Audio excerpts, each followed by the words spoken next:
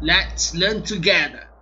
Okay, today I'm gonna show you a video how to use ellipse to apply on your sketch. Click is the center point of ellipse. Okay, for ellipse, there are two axes, which is major and minor axis. For the second clip, there is a major axis, and then for the third clip is a minor axis.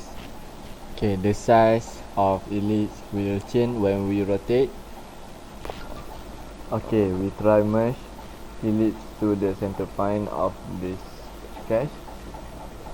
Okay, we set a center line on this ellipse